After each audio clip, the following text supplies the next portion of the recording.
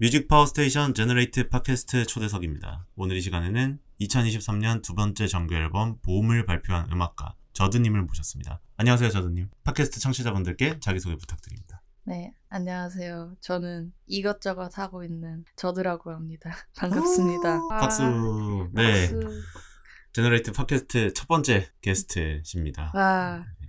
혹시 처음에 섭외 왔을 때 어떤 생각하셨는지 여쭤봐도 될까요?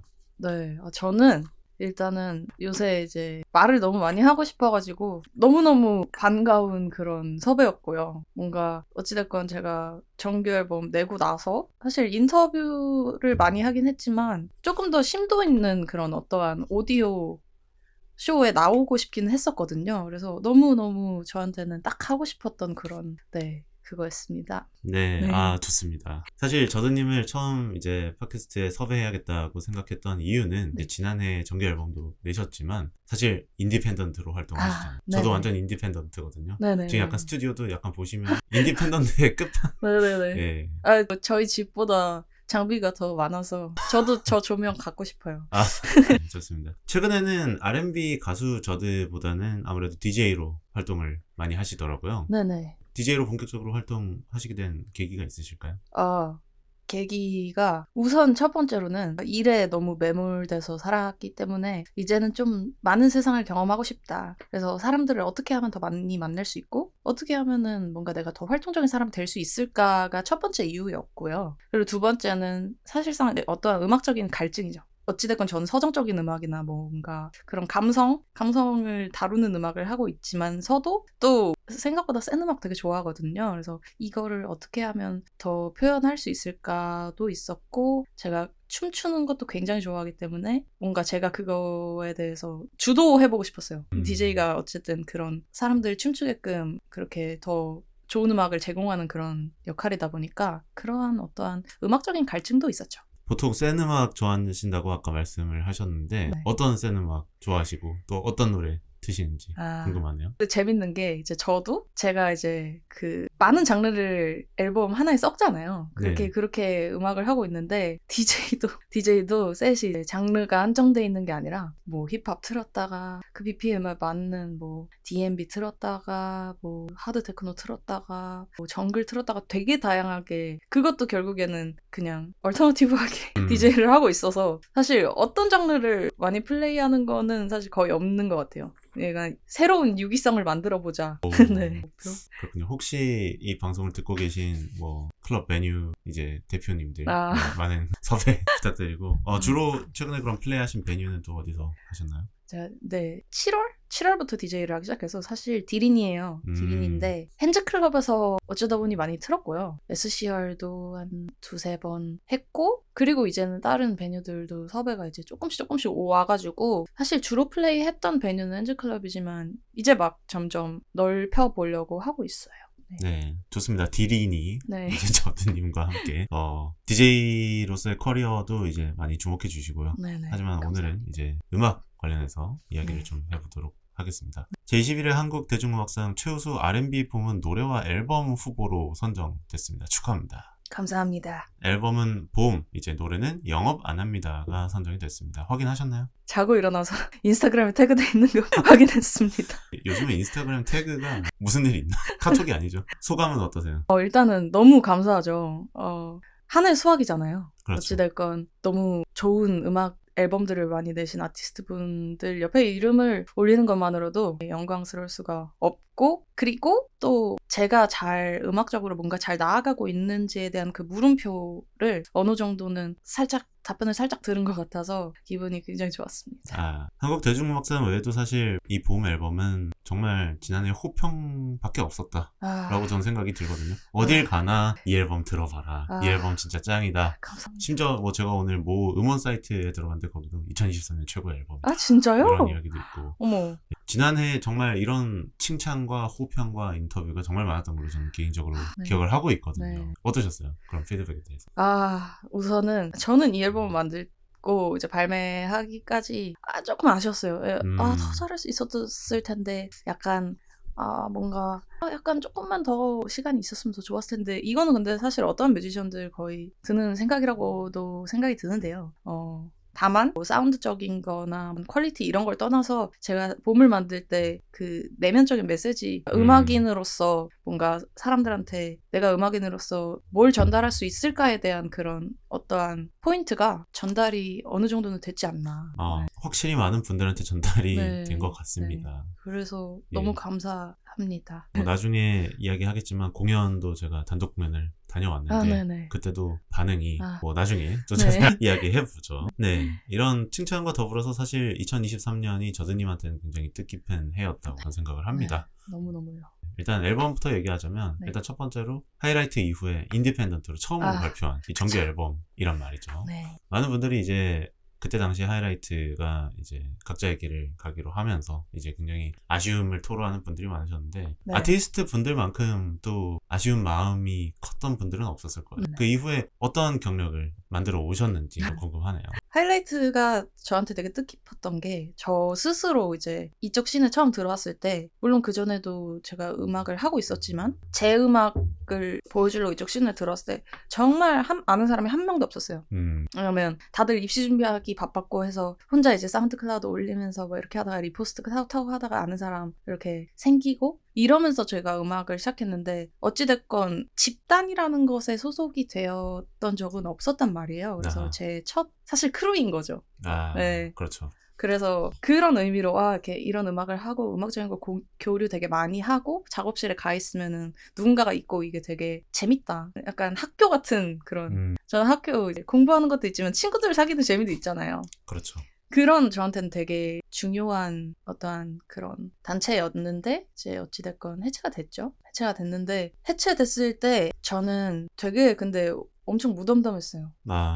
왜냐하면 그 얘기를 들었을 때 우선은 내가 조금 더 잘했으면 더 좋았을 텐데 라는 아쉬움도 있었고요. 그리고 어찌됐건 어떤 이유에서든지 이 정도로 해체할 정도면 정말 큰 이유가 있었을 것이고 이거를 억지로 이어가면 어차피 서로 여유가 없는 상태에서 뭔가를 바라다 보면 일이 잘 안 되잖아요. 그렇죠. 오히려 바라는 게 더 많아지고 불만만 많아지고 그래서 저는 그거를 그냥 비즈니스 하시는 분들의 입장으로서도 한번 바라보고 해서 완전 이렇게 됐군요. 알겠습니다. 뭔가 그래도 왜냐면 제가 그만큼 성장할 수 있었던 어떠한 계기잖아요. 그래서 그거에 대해서 딱 그런 생각이었어요.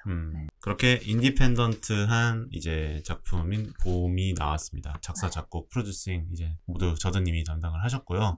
일단 저는 이 앨범을 들으면서 가장 중요하게 생각했던 게 저드님의 커리어를 보면은 EP 제목이 Too Many Egos였고요. 첫 정규 앨범 이름이 All My Persona 이제 AMP 였죠. 자화상, 내면에 집중하는 음악 성격이 있는 것 같고 이번 앨범도 들었을 때 저는 그런 저드님의 내면에 대해서 굉장히 많은 생각을 하게 됐거든요. 음악을 할 때 물론 모든 아티스트가 나를 표현하기 위해서 노력을 하겠습니다만 내면의 목소리에 좀 귀를 기울이시는 이유가 있을까요? 우선은 이건 되게 어떻게 보면 그냥 제가 뭐 어디서 보고 배운 것도 아니고 그냥 제가 느끼는 건데 지금 저희가 같은 공기를 마시고 있잖아요. 그렇죠. 지구에서. 네. 근데 같은 공기를 마시는 사람이 80억 명인데 그 80억 가지의 세상이 있다고 저는 생각이 들거든요. 사람들이 같은 공기를 마시더라도 80억 가지의 자기만의 세계에서 살아가서 그렇게 각자 다른 캐릭터가 있고 그런 어떠한 매력들이 있다고 생각하는데 그거를 가장 잘 이해하려면 나부터 나라는 사람의 세계를 잘 이해해야 뭔가 그렇게 해야 될 것 같다고 저는 뭔가 그렇게 생각이 들었어요. 왜냐면 제 심연까지 딱 들어가서 나는 이렇게 모순적이고 이렇게 장점도 있고 단점도 있고 내 뭐 버릇은 뭐고 내가 그동안 시행착오 겪어왔던 건 뭐고 이러한 어떠한 그런 것들을 알아야 남을 이해할 수 있을 거라고 생각했어요. 왜냐면 저도 제 자신이 모순적이고 뭔가 부족한 것들이 많으니까 남이 그런 모습을 보였다 한들 저도 그런데 뭐 그 사람이 부족한 모습을 보였다 한들 어쩌겠어요? 약간 그런 거에서 시작이 됐어요. 제 자아를 생각하는 게. 나를 알아야 어쨌든 다른 사람들을 더 잘 이해할 수 있다. 네. 역시 내면에 집중하는 이유가. 네, 그렇죠. 사실 나를 모르는데 남을 이해하기는 참 어려운 일인 것 같아요.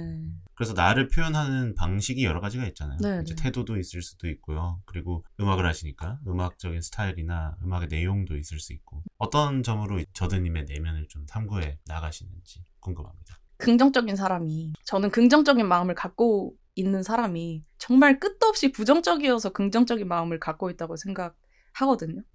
네, 엄청난 부정을 겪고 나서 이런 건 쓸데없는 거구나 해서 되게 긍정적인 그런 생각을 가지고 있다고 저는 그냥 그렇게 생각하는데, 나를 표현하는 거에 있어서 문제는 너무 갇히면 안 되는 것 같아요. 네, 그러니까 어떻게 보면 나르시시스트가 될 수도 있고, 네. 저를 너무 표현하고 너무 그렇게 제 세상에 갇히면, 아니면 공감 능력이 부족할 수 있고, 그래서 최대한 내 내면은 갔는데 제가 보는 세상이 전부가 아니다라는 게 가장 중요한 것 같아요. 내가 보는 게 전부가 아니다. 네. 그러니까 제가 저를 비춰도 제가 잘못 보고 있는 걸 수도 있어요. 그거에 대해서 늘 간과하면서 저를 표현한다고 생각합니다.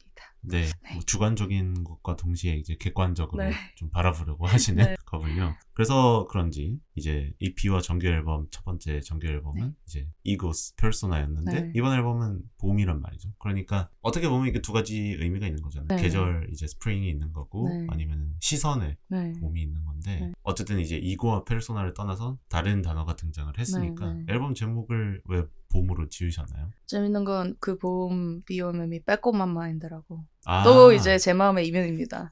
네. 빼꼼한 마인드. 네, 그래서 약자를 좋아하시는군요. 네. 어쩌다 보니까 그렇게 됐어요. 일단은 제가 봄에 태어나서 이 봄이라는 주제를 갖고 어떻게 해볼까 하다가 빼꼼한 마인드라는 단어가 생각이 난 거예요. 그래서 이거를 중의적으로 계절감을 사용해서 앨범을 표현해보자 했고요. 네. 그래서 봄이 됐고, 그리고 봄은 늘 오잖아요. 저는 이제 사람들이 봄이 올 거야, 뭔가 더 좋은 봄이 올 거야 하지만 사실 그 봄은 굉장히 까다로운 계절이잖아요. 꽃샘추위도 있고 황사도 있고 막 그런 어떠한 되게 까다로운 계절, 옷을 뭘 입어야 될지도 모르는 계절인데 꽃이 피고 새로움이 시작된다는 이유로 봄이 온다고 하지만 그 봄이 안 좋은 봄일 수도 있다.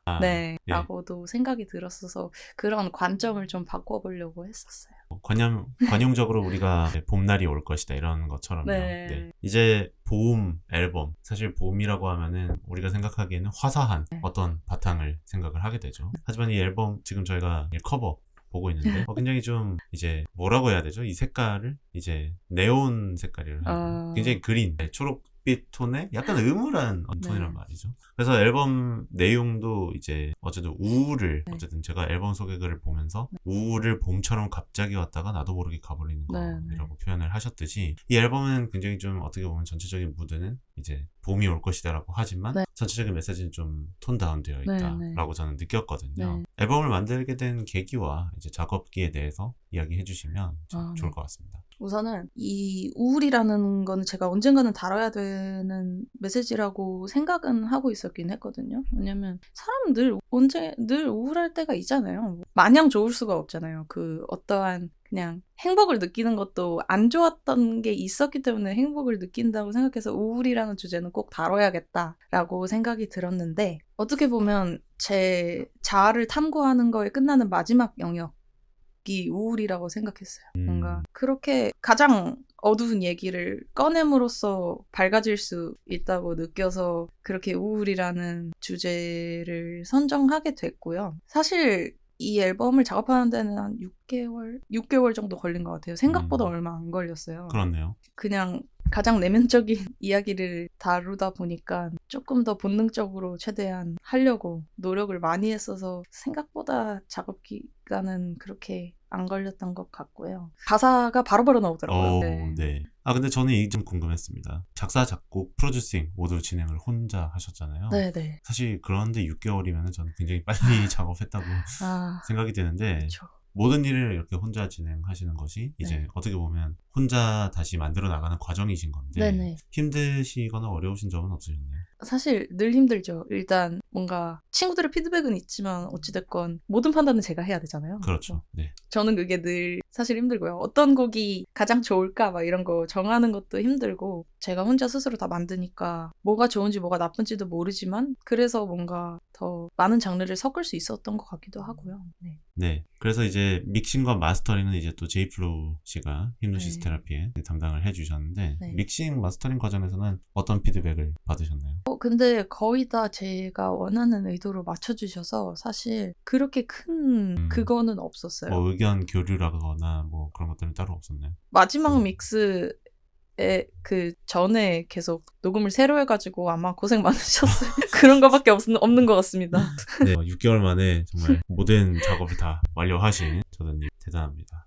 아닙니다. 사실 홀로 해서 더 도전적이었을 수 있다라는 말씀에 대해서 완전 동의를 하는 게 이번 앨범이 힙합이나 R&B 장르 하나에 좀 갇혀있다는 느낌이 아니라 뭐 일렉트로닉도 있고 앰비언트도 있고 록도 있고 다양한 장르가 보컬 톤에 굉장히 잘 맞게 배합이 돼 있다는 생각이 들어요. 이 앨범을 통해서 내고 싶었던 어쨌든 지향했던 소리, 사운드 그런 것들이 있을 텐데 지점이 있었을까요? 우선 보컬이 중점이 아니었으면 좋겠었어요. 그냥 모든 걸 무드로 가져가는, 그냥 제 보컬이 튀지 않고 그냥 조화라고 해야 될까요? 어떠한 조화만 좋으면 좋겠다 해서, 그래서 보컬이 선명하지 않은 트랙들도 많을 거고 이펙터들도 많이 쓰고 그랬던 이유가 제 보컬이 잘 안 들렸으면 좋겠는 그런 게 되게 컸어요.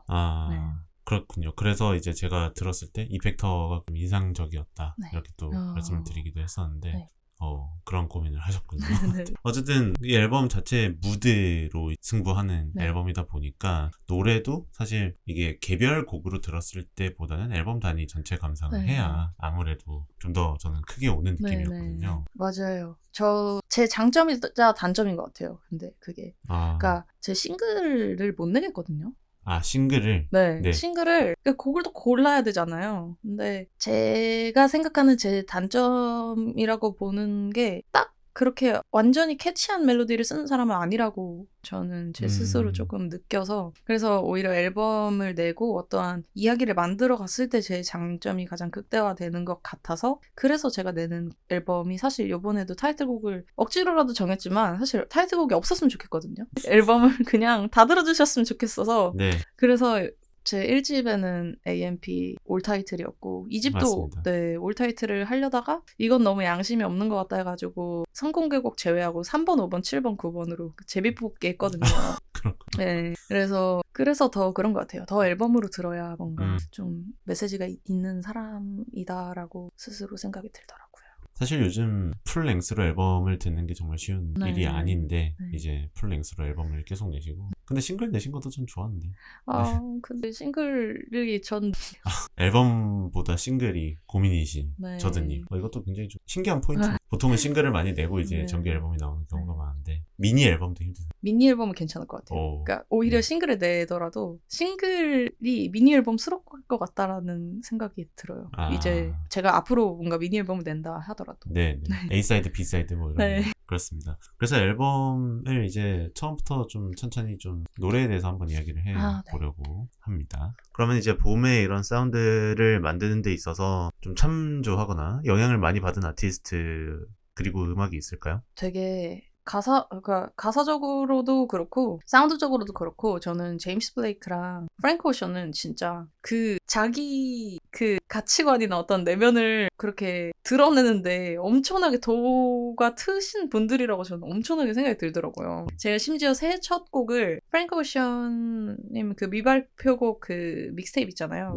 와이스맨을 1월 1일 첫 곡으로 삼았어요. 제가 그 마인드를 너무 가지고 싶어서 이 세상에는 선한 사람, 악한 사람 없고 그냥 우리는 우리 그 자체일 뿐이다. 약간 거의 그런 식으로 거의 무의 상태, 거의 모든 진리를 통달한 자 느낌으로 그런 곡을 쓰셨었던 그 기억이 나서 1월 1일 새해 첫 곡을 그렇게 그 곡을 들었었고 블레이크 님도 해외분이지만 님이잖아요. 여튼 제임스 블레이크 님도 Don't Miss It이라는 노래는 제가 진짜 좋아하고 내가 이런 걸 놓쳤는데 넌 제발 놓치지 말라는 그런 어떠한 자기 경험에서 나오는 그런 가사들이나 작년에 나온 거 말고 재작년에 나왔던 앨범 자체의 메시지도 너무 좋았고 해서 그런 어떤 내면적인 가사들은 늘 제가 참고할 만한 가사들이 아닌가라는 생각이 늘 들었어요. 심지어 봄을 만들 때도 그 앨범들을 자주 돌렸고 해서 그런 노래들이 있었습니다. 첫 번째 곡이 아리아죠. 바흐의 G선상의 아리아가 흐르는 아리아. 제가 아리아를 검색을 해봤는데 극을 이어주는 진전의 흐름이라는 식으로 굉장히 많이 활용이 되고, 아리아가 등장할 때는 대부분 이제 가창하시는 배우분들이 이제 극이 중심이 되는 하이라이트 부분이거든요. 이 곡에 대한 과정 그리고 샘플링 이제 어떻게 결정하셨는지 좀 궁금합니다. 제가 보통 1번 트랙을 만들 때 그 앨범의 핵심이 되는 늘 1번 트랙을 먼저 만들고 시작하거든요. 그래서 어떤 걸 만들까 하다가 그 아리아의 메인 그 멜로디가 생각이 나는 거예요. 근데 그 G선상의 아리아인지 모르고 그 제가 건반으로 쳐가지고 친구들한테 야 이거 무슨 곡이더라 하면서 이제 물어봤는데 그 노래를 얘기해줘가지고 아 맞아 이거였지 하고 생각이 나서 사실 그거를 샘플로 쓰게 됐고요. 근데 이게 샘플이란다. 그럼 그거를 이제 모티브로? 네네. 그 원곡이랑 사실 달라요. 왜냐면 그게 클래식이라 계속 조성이 바뀌어서 네. 사실 앞부분밖에 못 쓰거나 음가를 처음부터 끝까지 못 이어나가게끔 그렇게 좀 돼 있어서 네. 제가 그걸 사실 찍은 거예요. 찍어서 조금 변형해가지고 노랫말을 만들 수 있게끔 그래서 그 레드벨벳 네네. Feel My Rhythm. 네, Feel My Rhythm도 앞에 부분만 나오고 그리고 그렇죠. 제가 곡이 넘어간다고 알고 있어가지고 맞습니다. 네, 그렇게 했는데 그 아리아 G선상의 아리아잖아요. 어찌됐든 그래서 선상이라는 그런 단어에 꽂혀서 거기서 이제 딱 제 상황에 대입해서 네. 뭔가 선상에서 제가 보냈던 삶을 내려다보는 어떠한 그런 되게 배가 있으면 제가 딱 그 생각이 들었어요. 배에 완전 다 올려놓고 그 망원경 그거 보는 거 있죠. 그 닷 쪽에 거기서 제가 제 인생을 내려다본다. 약간 이런 시각적인 그런 이미지를 생각하고 가사를 썼던 걸로 제가 기억이 납니다. 그 선상이라는 게 그러니까 음악의 선상이 아니라 이제 배. 네. 그렇군요. 저는 그렇게 해봤어요. 역시 하나의 단어 굉장히 많은 뜻을 포함하고 있는. 근데 전 놀랐던 게 사실 뭐 그런 아티스트 분들이 많긴 합니다만 앨범 만들 때 첫 번째 노래부터 만들고 이제 앨범을 시작을 하신다고 하셨는데 그럼 첫 곡을 만들면 이제 계속 나오나요 그대로? 주제가 너무 명확했기 때문에 괜찮았던 것 같아요. 다만 이제 시행착오는 엄청 많았죠. 거의 제가 뭐 무슨 일이 있었어가지고 봄 데모들을 확인을 해보는데 뭐 수정 이런 거 빼더라도 거의 한 7, 80곡 데모가 있었더라고요. 그래서 그런 수많은 시행착오를 겪고 거기서 딱 10곡 추린 거죠. 정말 쉽지 않으셨을 것 같습니다. 그 많은 데모들 중에 정말 엄선해서 고른 노래들이 이제 순서대로 배치가 돼 있는 거잖아요.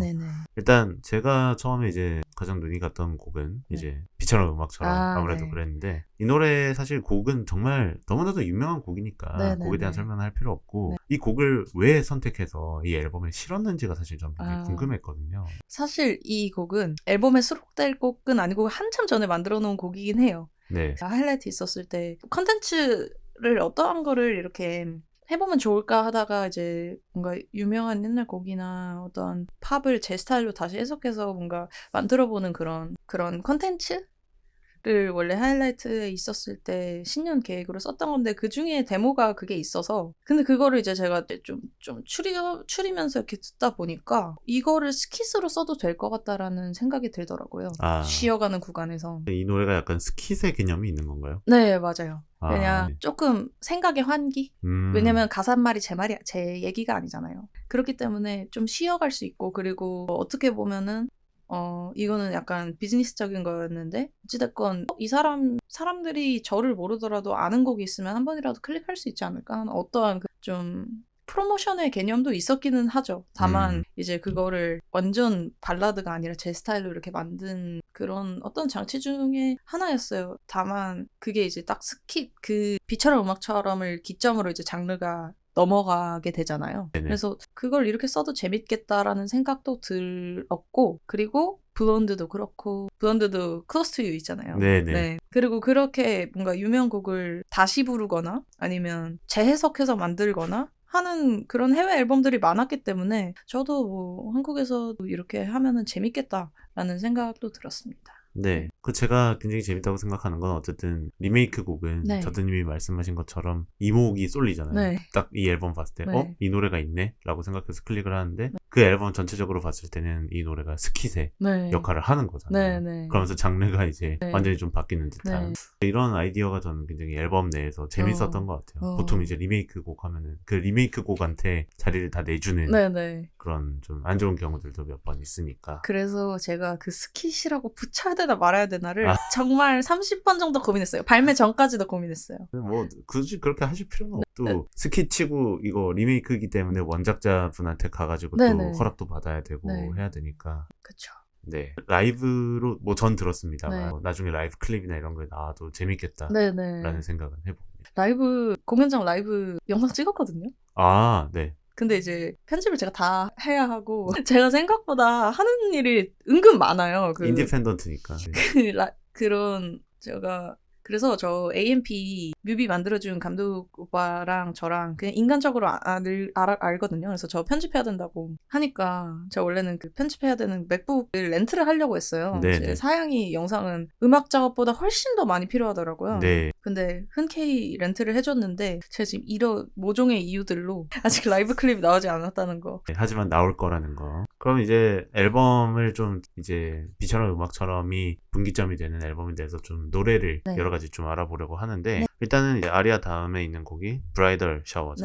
이 앨범에서 굉장히 좀 두드러지는 지점이 장르가 계속 이제 혼합된다, 섞여서 등장한다 이런 것들이 저에게는 개인적으로 굉장히 인상적이었는데 브라이덜 샤워도 그렇고 이제 후반부에 영업 안 합니다도 그렇고 굉장히 한 곡에서 파노라마가 좀 있는 노래들이란 말이죠. 이런 아이디어는 또 어떻게 만들게 되셨는지 좀 궁금하네요. 이게 제가 앞서 말했듯이 DJ 할 때도 여러 장르를 틀고 뭐 하고 그러니까 과연 이게 저들로서 내가 할 수 있는 게 뭔지를 생각했을 때 저는 반전이라고 생각이 들었어서 반전. 네, 그래서 그 요소들을 되게 많이 바꿨어요. 영업 안 합니다도 거의 수정을 일단 최소 한 30-40번은 한 것 같고 네, 브라이덜 샤워도 마찬가지고 그런 반전을 주려고 어찌됐건 그렇게 계속 변형을 한 그 엄청난 뜻은 없어요. 그냥 다만 여기서 장르가 바뀔 것이야. 여기서 다음으로 넘어갈 때 이어지게끔 이거를 최대한 완급 조절을 브라이덜 샤워는 했고 영업 안 합니다는 일부러 그냥 아예 뜬금없이, 왜냐면 앨범 자체가 서정적이다 보니까 졸릴 수도 있거든요. 그리고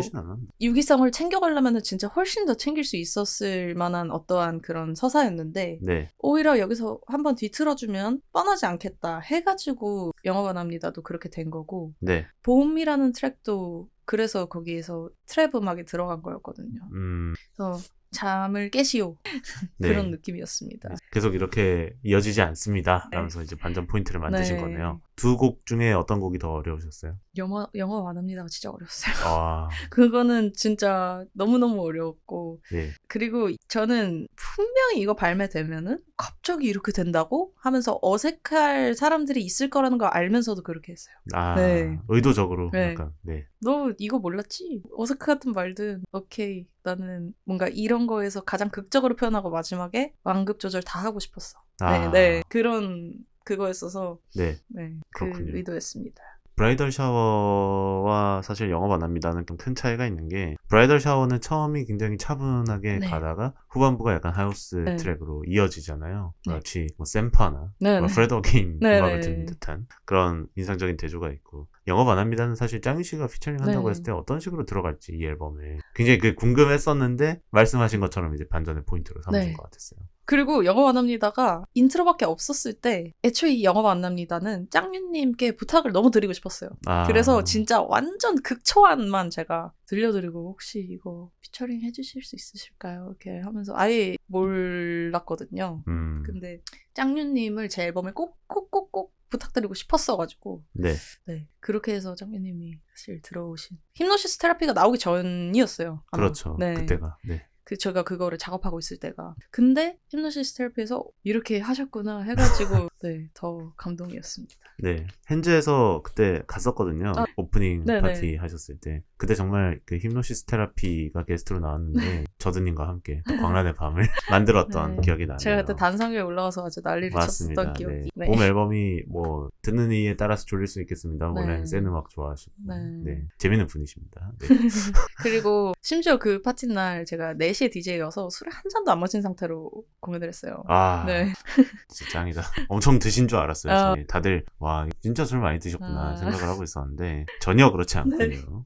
브라이덜 샤워와 영업 안 합니다. 어쨌든 이 앨범의 소리를 만드는 과정은 굉장히 좀 다이나믹했다라고 볼 수 있을 것 같은데 또 다른 이 앨범에서 소리에 더 신경을 많이 써서 만드신 곡이 있으실까요? 사실 아리아도 그렇고 블론디도 그렇고 다 그렇게 그 트랙의 무드에 맞게끔 뭔가를 설정하는 데 있어서 고민을 엄청 많이 하고 수정을 많이 했었는데요. 각설이랑 홍시가 네. 거의 마감 직전에 나온 곡들이거든요, 사실. 아. 각설은 사실 버전이 엄청 많았고 거기도 사실 하우스 음악을 넣을까 했었다가 이제 아예 피아노만 있는 발라드스러운 네. 곡으로 바뀌었어서 각설이랑 홍시가 네, 제일 까다로웠던 것 같아요. 그래서 어떤 장르를 여기 넣지? 이게 가장 까다로웠던 그런. 음악의 테마는 이제 정해져 있는데 네, 맞아요. 장르를 어떤 걸 넣을지가 궁금했다. 네, 가사도 다 써 있었고 그런데 장르를 뭘 넣을지에 대해서 고민을 엄청 많이 했었던 것 같아요. 각설 같은 경우는 일단 말씀하셨듯이 이제 피아노 이제 단출하게 네. 진행이 되는데 하우스 음악 넣었으면 또 재밌었을 것 같은데요, 그 나름대로. 네. 그때 그 각설 가사 엄청 많이 바뀌었거든요. 예. 하우스의 각설은 작년에 왔던 각설이 죽지도 않고 또 왔네. 그렇죠. 네. 네, 그 테마로 사실 하우스 곡을 썼었어요. 아. 네, 되게 밝은 곡이었는데 아니야 이건 좀 더 지금 더 우울해야 될 것 같아 해가지고 이제 그걸 빼고 다른 각설을 또 넣은 거죠. 아, 그러니까. 아니, 저는 그 각설 가사, 뭐, 브라이덜 샤워도 이제 뭐, 내가 뭐 했어. 네네. 이런 표현 사실 구어체에서 네. 잘 안 쓰는. 네, 그렇죠. 네, 이런 표현을 듣는 게 참 재밌었고, 각설에 대해서 이제 이야기 나온 김에 좀 말씀드리자면은, 그 가사가 제3의 벽을 뚫고 좀 뭔가 정말 듣는 사람한테 직접적으로 전달을 하는 듯한 느낌이 들었거든요. 그래서 이 노래 가사, 뭐, 각설이 죽지도 않고 또 왔네. 그 테마를 어떻게 생각하게 되셨는지 그것도 궁금하거든요. 이 각설이라는 가사가 그러니까 어찌됐건 제가 봄이나 뭐 제 내면적인 그런 어떠한 늘 자기 성찰하고 뭐 이런 게 시행착오에서 온 것들이거든요. 사람 인간관계가 늘 순탄하지가 않잖아요. 제가 실수할 때도 있고 어떠한 커뮤니케이션이 잘 안 돼서 뭐 할 때도 있고 뭐 할 때도 있고 그치만 제가 거기서 가장 중요하게 생각하는 건 얘기해줘야 된다는 어떠한 그러니까 내가 이랬었는데 너가 이런 걸 오해했다면은 미안해. 어쨌든 나는 이런 거였어. 든지 아니면 누군가가 뭔가 너무 오지랖일 수도 있지만 너무 건강하지 못하게 뭔가 인생을 사는 것 같고 친구면 쓴소리를 할 때도 있잖아요. 그렇죠. 네. 네. 그래서 거기서 나는 말해야만 하고 써내려가만 하고 뭐 또 어쩔 땐 하기 싫은 말을 억지로 한다는 그런 가사들이 이 사람한테 애정이 있어서 하는 말인데 뭔가 저를 써내려가는 것도 어쨌든 그런 인간관계에 대한 시행착오. 네. 에 대한 가사였던 것 같아요. 근데 그게 각설이 죽지도 않고 또 오는 게 뭐냐면 저는 평생 그런 사람일 것 같다는 생각이 들더라고요. 네, 그렇게 사실 쓴 가사였습니다. 내면의 이야기지만 사실은 이제 타인과의 관계에 대해서 고민을 하면서 쓰신 내용이죠. 보험 자체가 그래요. 그러니까 그 보험 제가 그런 어떠한 우울감이나 뭔가 어떠한 그게 사실 사람이 우울한 게 자기 마음대로 안 되니까 우울한 거잖아요. 내가 그려놓은 어떠한 그렇죠. 네, 어떠한 이미지가 이 길이 아니었으면 사람이 기대하게 되고 기대했던 게 무너지면 그럼 내가 잘못 생각한 건가 하나? 아니면 난 어떻게 살아야 되지? 저는 이런 것 때문에 우울감이 조금 온다고 생각이 드는데 사실 봄이라는 앨범 자체가 사실 인간관계에 대한 시행착오 내가 뭔가 고쳐야 될 그런 것 제가 생각한 그런 꿈의 방향에서의 뭔가 길을 잃은 것 그런 것이 다 하나로 최대한 그걸 하나로 통일시키려고 했던 것 같아요. 그래서, 네. 그렇습니다. 그렇군요. 어떻게 보면 이제 EP와 정규 앨범을 넘어서 뭔가 많은 더 다양한 이들을 의식을 하고 그들에게 전하고 싶은 메시지를 이제 더 담은 거죠. 앨범에. 맞아요. 그렇기 때문에 많은 분들이 이제 지난해에 그렇게 많은 분들이 이 앨범 좋아해 주시고 공감을 많이 받으신 게 아닌가. 저는 실제로 뭐 그 공연 때 제가 미랭그릿 했단 말이에요. 그때도 그래서 뭐 괜찮으세요? 요새는 괜찮아지셨나요? 막 이러셨던 분들이 많은데 저는 그 앨범을 낳고 싹 나왔어요. 아, 그렇군요. 아니 그래서 제가 7월 달에 오프닝 파티를 갔는데 가면서 정말 걱정 많이 했거든요. 이제 헨즈 가는 상수역에서 헨즈까지 걸어가는데 이 앨범이 되게 어둡고 약간 우울한 정서가 있는데 헨즈에서 어떤 식으로 플레이를 하려나 힙노시스 테라피도 못하는데 이거 어떡하지 했는데 가니까 완전히 그날 광란의 밤 너무 감사했습니다. 정말 와주신 분들 너무 감사해요. 완전 뜨거웠어요. 그날이 또 주말도 아니었는데 맞아요. 목요일이었죠. 목요일이 이제 클럽 이제 본격적으로 시작하는 날이고 그날따라 사람도 많았고 이제 많은 분들이 진짜 으쌰으쌰해서 노시더라고요. 저도 걱정 많이 했어요. 저도 어찌됐건 뭔가 파티를 기획하는 게 처음이었고 제 이름을 걸고 일단 헨즈클럽에서 하는 게 되게 좋아하는 게 뭐냐면 제 이름을 걸고 파티를 제가 예전에 22살 때? 23살 때 꿈이 핸즈클럽에서 공연하는 거였거든요. 아. 근데 여기서 이제 내 이름을 걸고 파티를 한다고? 그래서 제 꿈이 은근 소박해요. 염따 아빠랑 라이브 해서 그걸 이뤘는데 이제 그런 소소한 그거에서 이제는 핸즈에서 내 이름을 걸고 언젠가는 파티를 했으면 좋겠는데 근데 또 이룬 거예요. 일단은 꿈이 이뤘다는 거에 너무 감사했고 네. 근데 사람들이 재밌게 놀아주셔서 그래서 너무너무 감사했던 기억이 있습니다. 짧게 사실 이게 목표를 정해서 가는 게 긴 네. 길을 가는데 좀 지치지 않는 방법이 되니까요. 아, 맞아. 아, 그렇네요. 전 좀 그러지 않는 편이라서 이제 봄 앨범을 들으면서 우울한 나날을 보내기도 했었습니다. 전 진짜 그러니까 엄청나게 큰 꿈이 없는 것 같아요. 그때 뭔가 현실적으로 조금 이룰 수 있는 꿈에 먼저 가는 것 같아요. 아, 네. 좋은 자세입니다. 빌보드 100 안에 들고 싶다 이런 꿈이 아니라 네. 정규 2집 내고 싶다 아. 그런 꿈으로. 근데 사실 정규 2집, 정규 앨범 내는 것도 사실 쉽지 않은 도전이고 뭐 하나하나 이루어 나간다는 게 공연도 마찬가지고 이제 나중에 이야기하겠습니다. 네. 네. 그래서 사실 제가 이제 저드님을 좋아했던 게 문제아 싱글 나왔을 때 그 노래 정말 좋아했거든요. 제가.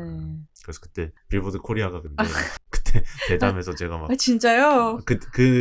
그때 특집이 뭐였냐면 여름에 이제 한국에 나온 노래들 어느 노래 좋나 추천하는 자리였는데 사실 이제 바이브상 케이팝 이야기를 해야 되는데 대담을 하다가 난 근데 저들 문제가 제일 좋았다 이런 식으로 얘기를 하기도 했어요. 어머나 몰랐어요. 몇 년 전이지? 한 3년 전 4년 전인가? 네. 그래서 제가 그 노래를 좋아했기 때문에 이번 앨범에서도 이제 이걸 어떻게 읽어야 되지? 그거요? 그거 그냥 알아서 읽어주셔도 돼요. 그냥 X 됐어. X 됐어. 네. 사실 이 비속어를 쓰고 싶습니다만 그러면 이제 또 청소년 청취자분 못 들으시기 때문에 그래서 X 됐어. 노래 가사와 사운드가 굉장히 강하게 그리고 이 앨범에서 사실 좀 강한 노래라고 또 생각을 합니다. 네. 어떤 노래인지 좀 설명해 주세요. X 됐어는 이제 약간 그런 거죠.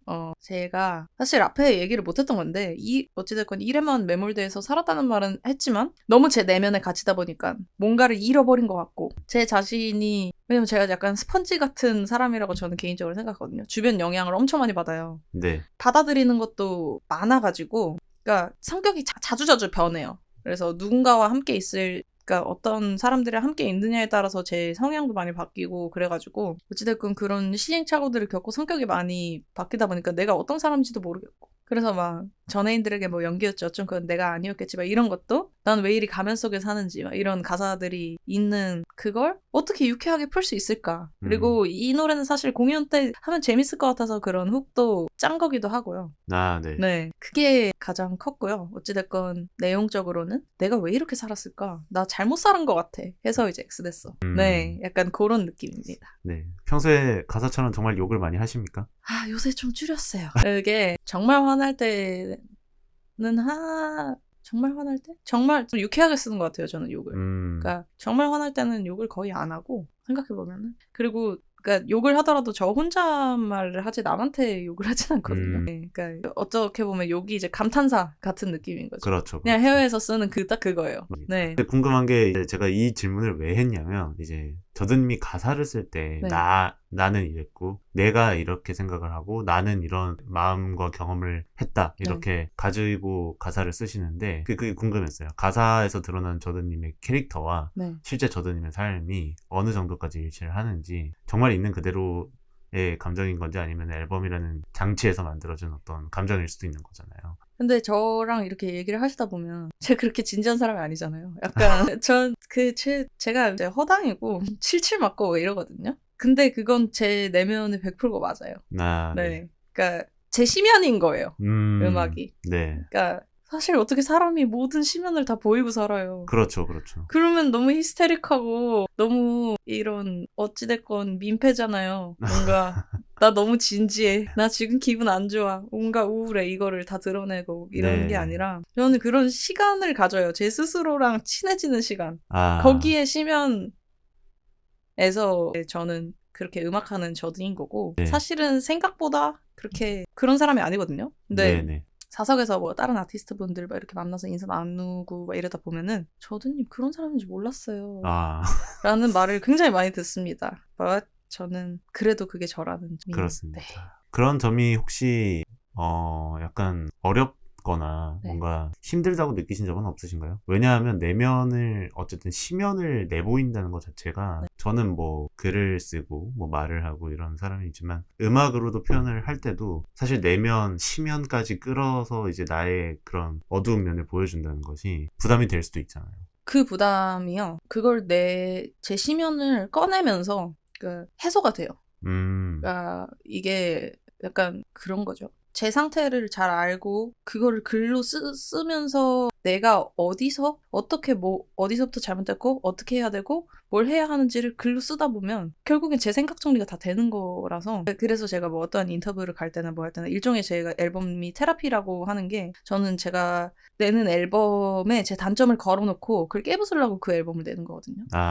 네. 종교 1집에서 펀포비아도 그렇네요. 네, 전화를 못 받았어요. 제가 전화하는 걸 별로 안 좋아했어요. 그거 내고 인디펜던트가 되고 전화 받는 일이 많아지고, 그리고 친구들이랑 전화하니까 재밌던데요. 그래서 깨지고 이번에 결국 정규 2집도 제 심연을 그냥 이렇게 그래 나는 이런 생각을 하고 살았어. 여러분들은 어떠세요? 여러분들도 그런 시간을 가지시길 바라요. 그러니까 이렇게 하고 저도 그런 시간을 가져봄으로써 긍정적으로 살아도 되겠다. 뭔가 더 내가 여기서 더 투머치 띵크 안 해도 되겠다를 깨부수는 그런 거였습니다. 폰포비아 같은 경우도 그렇고 사실 앞서 제가 말씀드렸던 게 어쨌든 그런 상황에 있는 이제 나를 가정해서 쓴 가사일 수도 있는 거고, 뭐 아니면은 폰포비아를 겪고 있는 주위 사람에 대해서 이야기를 쓰는 거일 수도 있는 건데, 어쨌든 저드님은 본인이 겪은 진짜 그런 감정에 대해서 쓰고 계신 거죠. 그쵸. 솔직해야 되는 것 같아요. 네. 요즘 전화 받으시는 건 괜찮으시죠? 저는 전화가 많이 왔으면 좋겠어요. 제가 아직 전화가 많이 안 와서 좀 서운하거든요. 개인적으로. 이것도 얘기하고 싶었어요. 이거 뮤지션들 제가 최근에 성찰하면서 느낀 거거든요. 저희가 이것도 얘기하고 싶었던 게 뭐냐면, 저희는 인터뷰를 하면서 늘 받는 질문만 대답하는 게 익숙하잖아요. 그렇죠.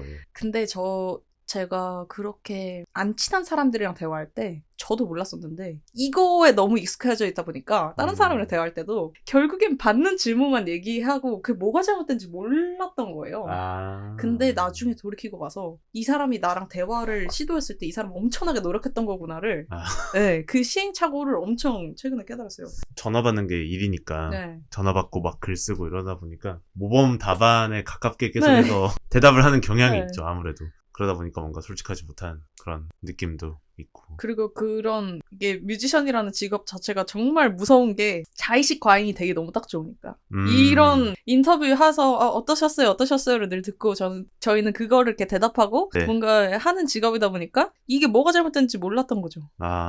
저는 그런 커뮤니케이션 소통이 제가 그렇게 생각보다 잘 안 되는 사람이라는 걸 작년에 와서 느꼈어가지고. 그 대표적으로 그러면은 어떤 커뮤니케이션에 뭐 오류가 있으셨던 건가요? 이런 거죠. 우리가 친구들이랑 이렇게 대화를 해도 친한 사람들이면 저희가 이렇게 받는 질문을 하다가 이제 대화 주제가 자연스럽게 넘어갈 수가 있는데, 그렇게 안 친한 사람이랑 얘기를 하다 보면 저는 원래 친했던 친구들 플러스 인터뷰나 뭐 이러한 그런 게 너무 익숙해져 있다 보니까, 그리고 제가 밖에도 잘 안 나가고 막 사람들이랑 교류도 생각보다 많이 하고, 저는 정말 거의 한 4, 5년 된 친구들만 만나고 1대1로 만나는 건 일적인 거 아니면은 잘 안 만나거든요. 정말 손에 꼽게 몇 년에 한 번씩 막 1대1로 아무 목적 없이 만나고, 이게 정말 손에 꼽아요. 그러다 보니까 그런 커뮤니케이션의 방법을 잘 몰랐던 거예요. 워낙 대화법이 익숙해져 있고 뭐 이랬고 이랬는데, 이게 뮤지션이라는 직업이 어찌됐건 인터뷰를 이렇게 받고 이런 거에 대해서 늘 이렇게 대답하고 하다 보니까 질문을 한다는 게 생각보다 많이 없었구나 남한테. 제가 지금 이게 팟캐스트가 아니고 그냥 저희 이런 자리에서 그냥 사석인 자리에서라고 생각해보면 이 대화는 말도 안 되는 거거든요. 그렇죠. 굉장히 형식적인 대화인 거죠. 그냥 도헌님이 노력해서 계속 질문을 했다고 생각하면 그렇잖아요. 이건 너무 제가 이기적인 대답만 하고 있는 거잖아요. 그런가요? 인간적으로 그냥 그렇죠. 봤을 때 인간적으로 봤을 때 그렇죠. 저도 막 이렇게 하면서 도헌님은 어떠셨어요? 이렇게 물어보면 되는 건데 어느 순간 너무 일에만 매몰돼서 살다 보니까 그러니까 이러한 인간적인 커뮤니케이션 내가 잘 못하는 사람이었구나를 엄청 깨달았어요. 못했다기보다는 약간 서툴렀다.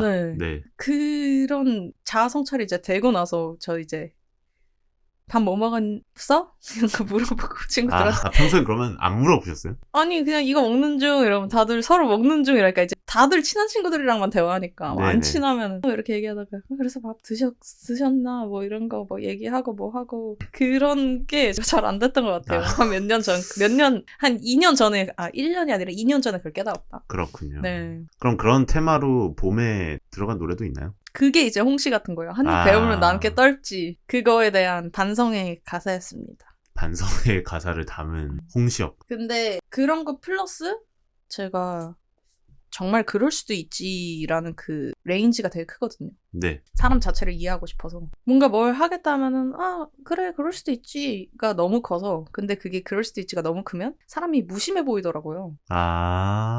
네. 그렇군요. 그러니까 저는 무심한 게 아니라 정말 배려로 얘기를 한 건데 이 사람은 그거에 대해서 거절의 신호로 받아들이는 사람들도 있고 네. 그게 이제 한입 베어물면 나는 깨떨지의 그런 어떤 주제였어요. 제가 커뮤니케이션도 서투르지만 이게 친해지면 괜찮거든요. 친해지면 괜찮고 그 이후로는 되게 잘하는데 이제 저를 잘 모르면 얘는 왜 이래? 라고 생각할 수도 있는 어떤 포인트잖아요.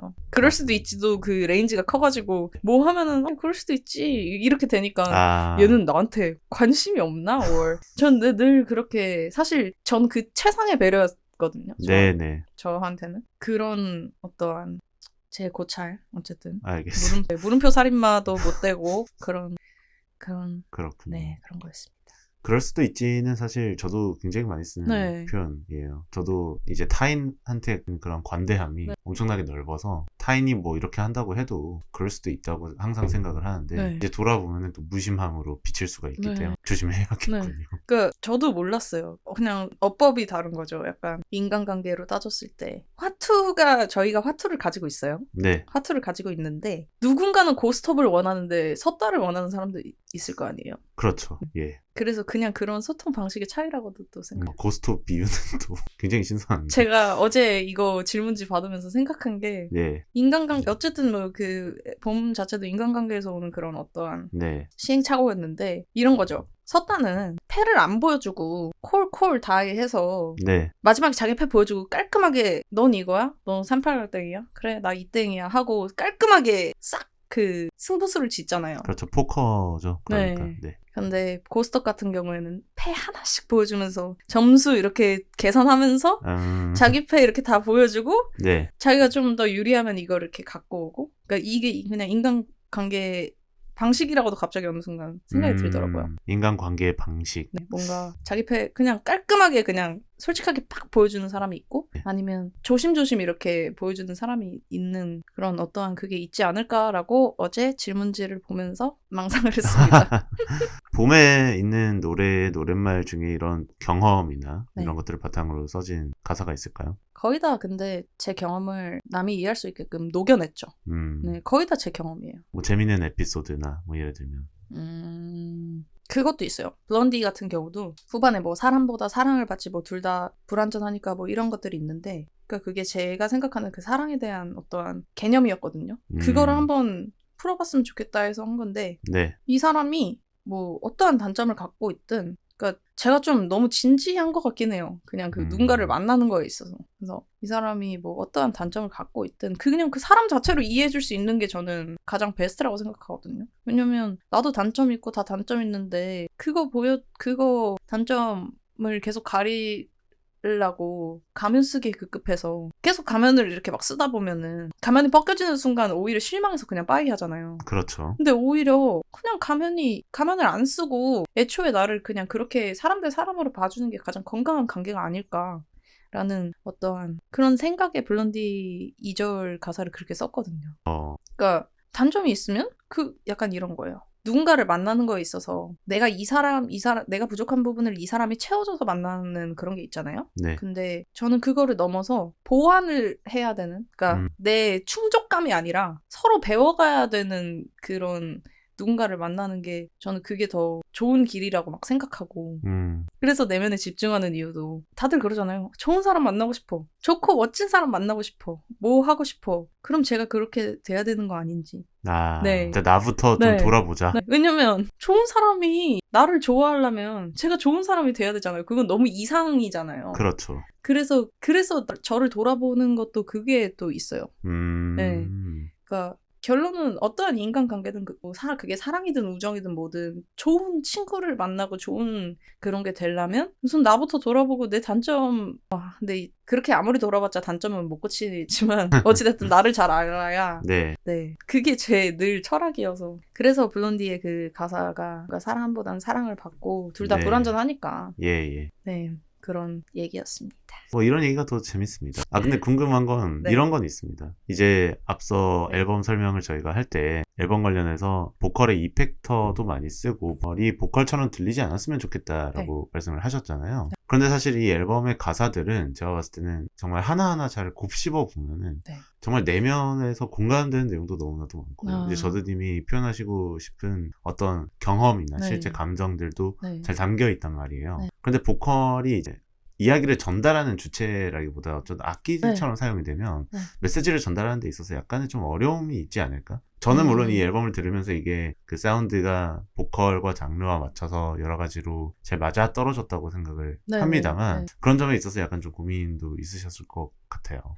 저는 이상하게 그 인간이 목소리나 막 이런 거나 외모나 막 이런 거를 떠나서 뭔가 되게 감각적인 동물이라고 생각하거든요. 네. 그래서 제가 아무리 이걸 뭉개도 그 제가 전하려는 의도가 확실하고 그 노래를 불렀을 때나 어떠한 사운드적인 그게 아무리 흐릿하더라도 메시지는 전달이 그냥 뭐라 해야 될까? 육감으로 느낄 수 있다 해야 되나? 약간 그런 뭔가를 한번 실험해보고 싶었던 거긴 해요.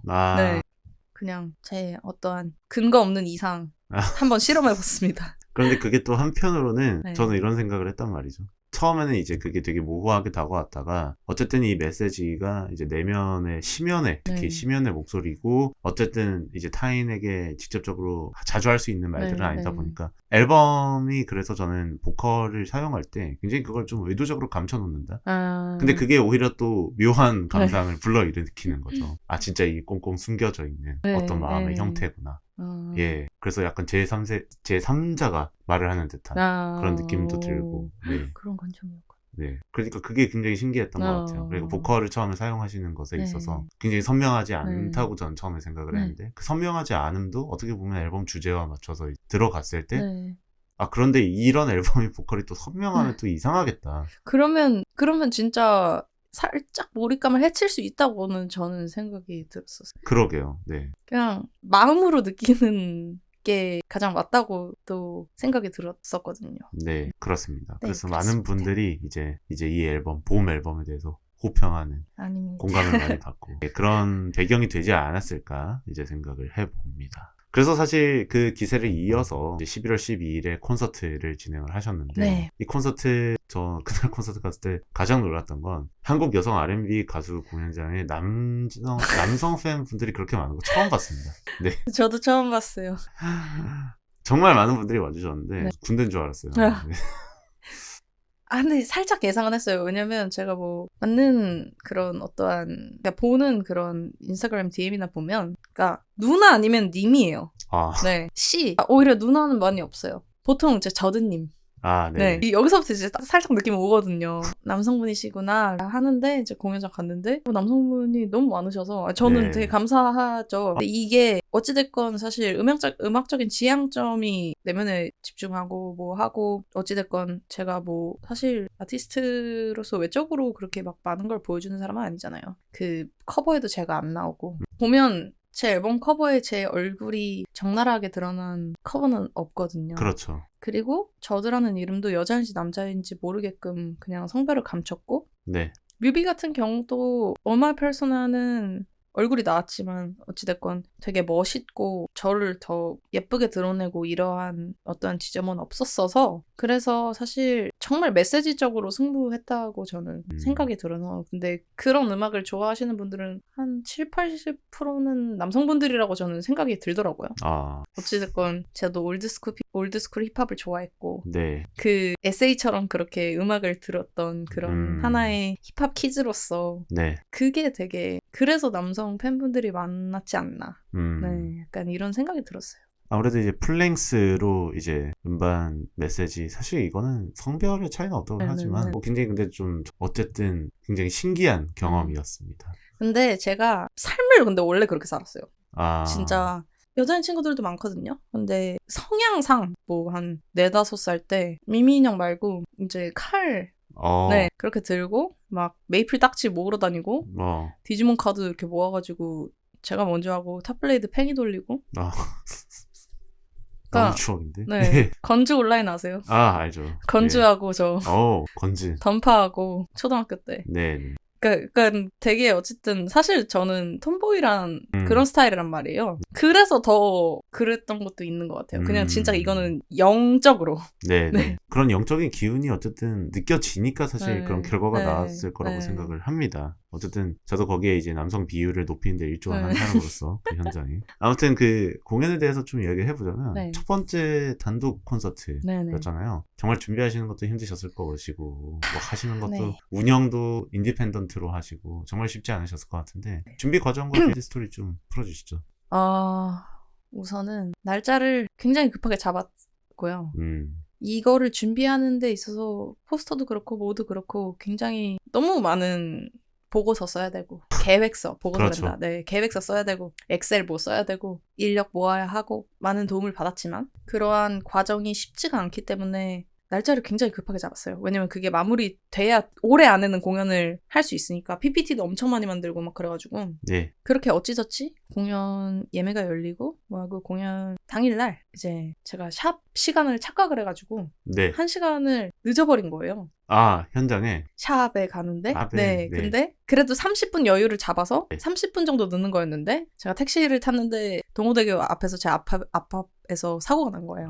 그래서 1시간 동안 갇혀 있었어요. 근데 저는 리허설 때 추가 영상을 찍어서 라이브 클립을 완성을 시켜야 되니까 근데 스탠딩이잖아요. 그렇죠. 카메라들 못 움직이니까 리허설 때 그걸 완벽하게 찍었어야 됐는데 제가 거의 1시간 반을 늦은 거예요.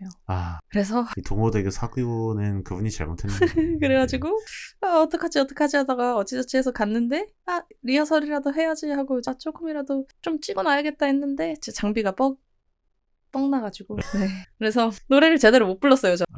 리허설 때?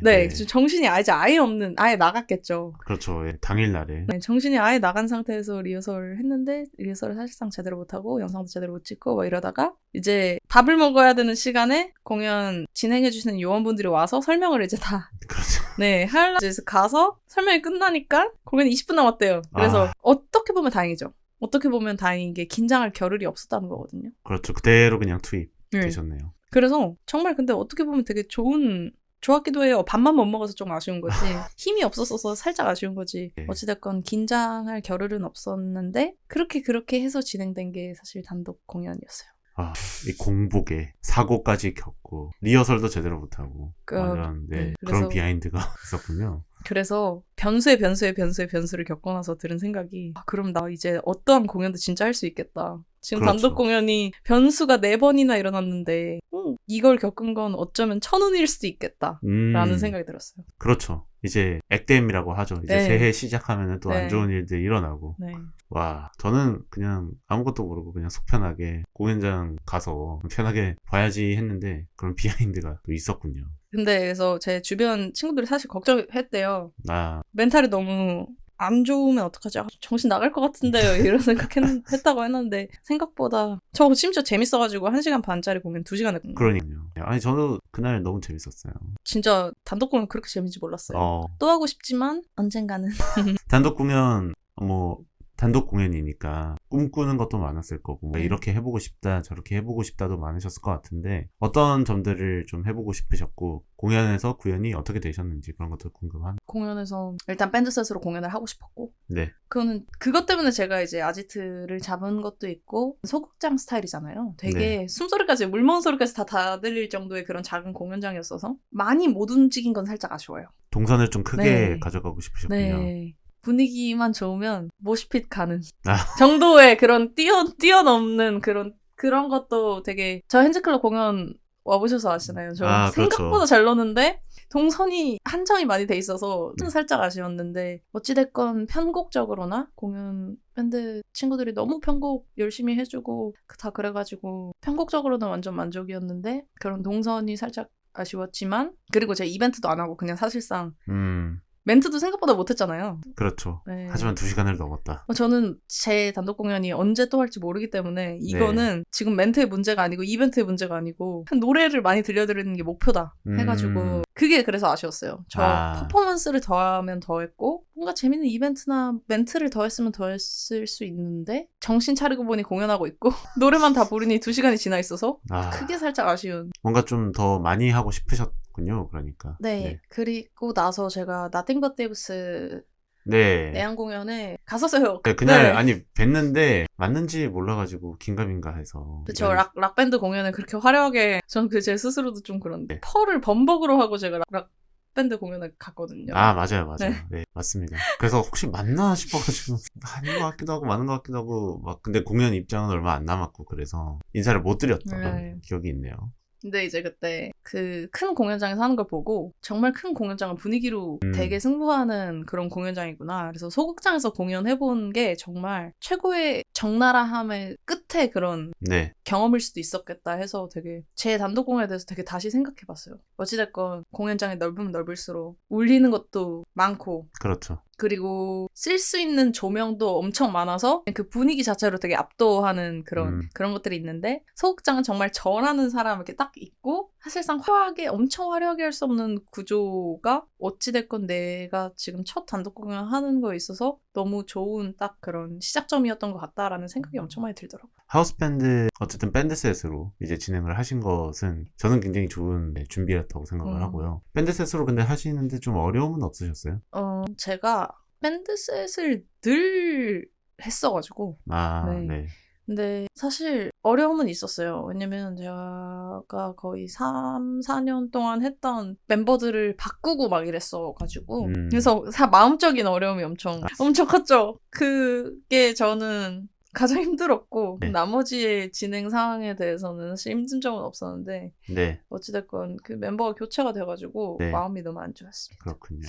하지만 전 밴드셋 굉장히 좋아합니다. 네, 저는 늘 밴드셋으로 하고 싶어요. 어떤 모든 공연이든 사실. 제 MR 공연에 대해서 좀 거기서 에너지를 덜 받아서. 대규모 공연장에 가도 MR로 하는 무대와 밴드셋으로 하는 무대는 굉장한 에너지 레벨의 차이가 있으니까요. 다 같이 집중해서 다 같이 낼 수 있는 어떤 시너지가 좋아요. 맞아요. 네. 그리고 뻔하지가 않아서 좋은 것 같아요. 저는 늘 그냥 뻔하지 않은 것들을 다 좋아하는 것 같아요. 뻔하지 않은 것들. 그래서 뭐라도 하나라도 좀 비틀어보고. 이상하게 틀에 짜여져 있는 거를 제가 별로 안 좋아해서 그래서 더 밴드셋을 좋아하고 그러는 것 같아요. 다른 음악처럼 들리게끔 하니까. 맞습니다. 끝나고 이제 미드앤그릿을 하셨는데 그때 어떤 이야기가 주로 오갔습니까? 뭐 괜찮으세요 빼고. 일단은 너무 죄송스러웠던 게 하우스 내에서 다 대기를 할 수 있을 줄 알았는데 공연장 제가 공연을 너무 길게 해버린 탓에 공연장 마감 시간이 임박해서 정리하고 이래야 돼서 그 추운 한파에 많은 분들이 밖에서 대기를 해서 전 거기서부터 되게 죄송했는데 제가 그 공연장 안에 짐이 있었거든요. 제 장비나 뭐 이런 거나 그래서 제가 하우스 마감을 할 때 들어갔어야 되는 상황인데 거의 한 20분 정도 남으신 거예요. 그 관객분이. 그래서 사인을 못 드렸던 게 가장 아쉽고요. 들었던 얘기들이 괜찮으세요 이외에 앨범 잘 들었고 공연 너무 재밌었다. 거의 다 남성분이시기 때문에 그렇게 막 엄청난 그런 이야기는 사실 많이 못 들었고요. 근데 팬분들이 근데 되게 착하신데요. 괜찮으세요부터 안부 인사를 하는 거잖아요. 와보셔서 아시겠지만 굉장히 내향적이시거든요. 아, 다들. 네. 근데 그냥 저의 성격 반영인 건지. 팔로 오빠도 그 얘기 했어요. 공연 끝나고. 네, 너 팬분들은 약간 너 같은 아, 그게 그 아티스트 따라간다. 네네. 네. 근데 정말 동의했거든요. 아, 네. 네. 또 공연에 대한 뭐 인상적인 뭐 반응이나 내용이나 이런 거 있었습니까? 그날 또 하이라이트 멤버 분들도 네. 오셔서 축하해주시고. 뒤풀이에 이제 팔로 오빠도 있었고, 애쉬비 언니도 있었고, 수비도 있었고, 저 있었고, 다 그렇게 불렀었는데, 그리고 저희 전 하이라이트 매니저 오빠랑 해서 이렇게 뒤풀이에 같이 갔었는데, 그냥 가족을 오랜만에 만난 것 같은데요? 약간 이제 근데 이제 엄마, 아빠 약간 이런 게 아니라 이제 삼촌. 네. 삼촌, 사촌 만난 느낌. 삼촌, 사촌, 네. 조카. 네. 약간 그런 느낌으로 그렇게 잘 보냈고, 어찌됐건 너무 와줘서 너무 감사했어요. 네. 그리고 그렇게 엄청 특별한 이슈는 사실상 없었던 것 같아요. 다만, 제가 리허설 때 너무 정신이 나가 보이니까 이제 팔로 오빠가 살짝 걱정을 하신 게 아닌지. 이거 갑자기 이게 변수가 너무 많이 생겨서 계속 이제 밀리니까. 사실 공연 그런 큰 이슈를 겪고도 그런 공연을 만들으셨다는 것부터 일단 첫 공연인데 너무 잘 됐다고 생각을 하고요. 앞으로 이제 큰 데서도 하셔야죠. 그렇기 위해서 노력하겠습니다. 아직은 때가 아닙니다. 네, 그렇습니다. 어쨌든 지난해 그렇게 2023년을 공연으로 또 마무리를 잘 하신 저드님이시고, 이제 마지막 질문을 드리고자 합니다. 제가 이 앨범을 마무리하는 이제 반스란 노래가 있죠. 네. 이 노래가 또 지난해 애플 뮤직 네, 베스트 코리안 송에 선정이 되면서 전 그 곡이 됐을 거라고 전 진짜 상상도 못했는데 어떻게 있더라고요. 그래서 와, 되게 신기하다 이런 경험이었어요. 왜냐면 감사합니다. 왜냐하면 타이틀곡이 아니었는데도. 그렇죠. 네. 아니 이 앨범이 고루고루 사랑을 받는 것 같아요. 네, 앨범 예를 들면 한국 대중음악상은 영업 안 합니다가 또 노래로 노미네이트가 됐고. 그것도 깜짝 놀랐어요. 되게 신기했어요. 그 많은 곡들 중에 영업 안 합니다가 어떻게 궁금하네. 그렇습니다. 네. 어쨌든 그래서 2023년은 어쨌든 저드님에게 굉장히 성공적이고 뜻깊은 해였다고 저는 개인적으로 생각을 하는데, 이 반스에 이런 가사가 있습니다. 20대 끝에 설 때쯤엔 뭐가 될 듯해 보였는데 여전히 먼 길인 것 같아. 저드님의 20대는 어떤 시기였는지 궁금하고요. 그리고 앞으로 이제 30대가 얼마 남지 않았는데 어떻게 진행이 될 것인지 궁금합니다. 일단 만 나이가 아니면 제가 29살이 맞고요. 만 나이면 아직 27살이긴 하지만 만 나이 이제 뭐 만 나이죠.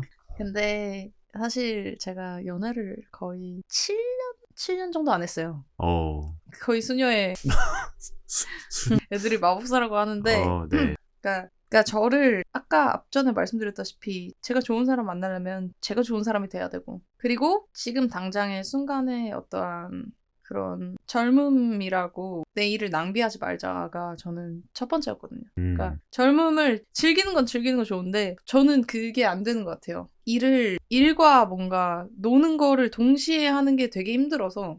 그래서 어찌됐건 음악을 진짜 열심히 해보자. 왜냐면 제가 너무 냉정한 사람일 수도 있는 게 저는 아직 한참 멀었거든요. 진짜로. 제가 생각하고 되고 싶은 그런 기준이 되려면 저는 아직 한참 멀고 한참 공부해야 되는 시기라, 그래서 이제 일적으로 더 했던 게 있어요. 그래서 20대 끝에 갔을 땐 제가 정말 음악적으로 그러니까 그 결과적으로 성공하기보단 퀄리티적으로 엄청나게 성공을 할 줄 알았어요. 제가 그려놓은 어떠한 이상? 근데 그게 이제 안 돼서 아쉬운 것도 있었고, 그리고 내면적으로의 이거죠. 20살 때 나는 어른이 되면, 난 30대가 되면 독립도 하고 되게 차도 엄청 멋있는 거 타고 막 그렇겠지. 약간 이제 그거에 대한 어떠한 헛된 꿈이죠. 그게 이제 20대 끝에 설 때쯤엔 뭐가 될 듯해 보였는데 였던 거예요.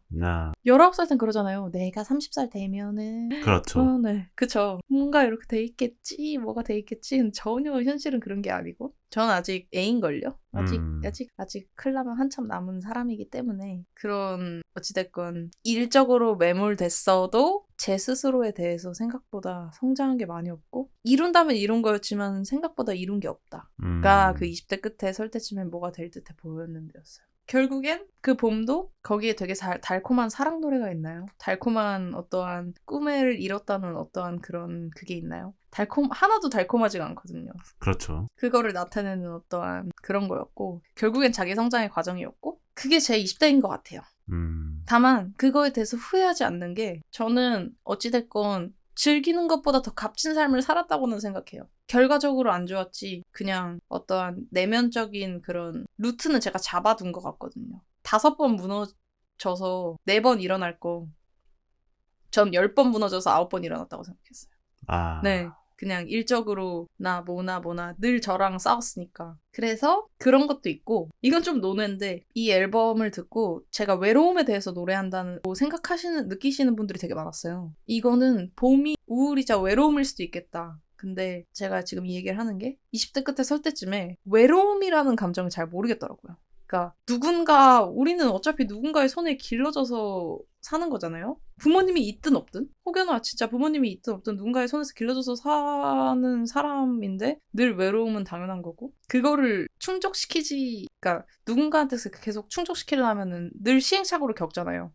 왜냐면 내 사랑은 소중한 건데 이 사람 저 사람 사랑하다 보면 사실 닳거든요. 그래서 그런 것들을 되게 잘 지켰던 20대였던 것 같아요, 저는. 사랑을 소중히 안 하고 오히려 내 마음가짐 그게 가장 중요했던 것 같고 그런 20대를 보냈는데 제가 봄을 내고 나서 뭔가를 잃어버린 듯한 기분이 엄청 드는 거예요.